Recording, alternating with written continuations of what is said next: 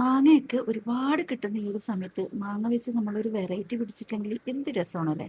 അപ്പം നമുക്കൊരു വെറൈറ്റി പിടിച്ചാലും ഇത് കഴിച്ചവരും ഉണ്ടാവും. പക്ഷെ ഞാനിതുവരെ കഴിച്ചിട്ടില്ല കേട്ടോ. അപ്പോൾ അതുകൊണ്ട് നമുക്ക് 2 മാങ്ങ, നല്ല വലുപ്പത്തിലുള്ള മാങ്ങ എടുത്തിട്ട് നന്നായിട്ട് കഴുകി വൃത്തിയാക്കി എടുക്കാം.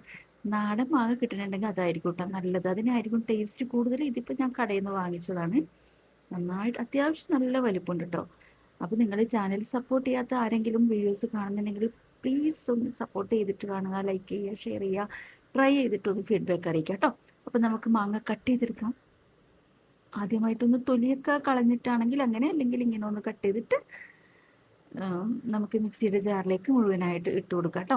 ഇത് ഇച്ചിരി മധുരം കുറവുള്ള മാങ്ങയാണ്. അപ്പം നമ്മളിപ്പോൾ ഐസ്ക്രീമൊക്കെ ചേർക്കുന്നത് കൊണ്ട് തന്നെ മാംഗോ വിത്ത് വനില ഐസ്ക്രീമാണ് കേട്ടോ ഞാനിവിടെ ചെയ്യുന്നത്. അപ്പം ഐസ്ക്രീം ചേർക്കുന്നതുകൊണ്ട് മധുരം ഷുഗർ ആഡ് ചെയ്യണമെന്നില്ല. താല്പര്യമുള്ളവർക്ക് ആഡ് ചെയ്യാം, അല്ലാത്തവർക്ക് സ്കിപ്പ് ചെയ്യാം കേട്ടോ.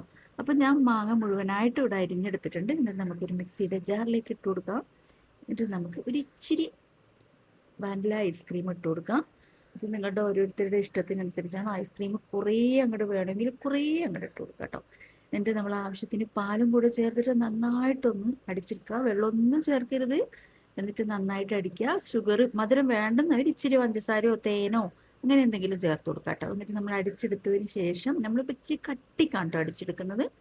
ഒരു ഗ്ലാസ്സിലേക്ക് ഒഴിച്ചു കൊടുത്തിട്ടുണ്ട്. എന്നിട്ട് നമുക്ക് ആ തണുപ്പിന് ആവശ്യമുള്ള ഐസ് ക്യൂബ്സ് ഇട്ട് കൊടുക്കാം.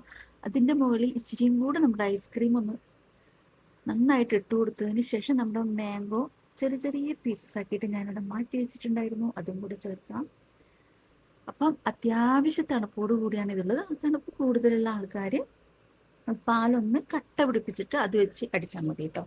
അപ്പം ഇത്തിരിയും കൂടെ തണുപ്പ് കൂടുതലായിട്ട് കിട്ടും. തണുപ്പ് ഇഷ്ടമുള്ളവരാണ് കേട്ടോ. അപ്പോൾ ട്രൈ ചെയ്ത് നോക്കാം. ട്രൈ ചെയ്ത് വെക്കാനായിട്ട് ആരും മറന്നു പോകരുത്. ഓക്കെ, ഇത്രയേ ഉള്ളൂ. Thank you for watching the video. Thank you.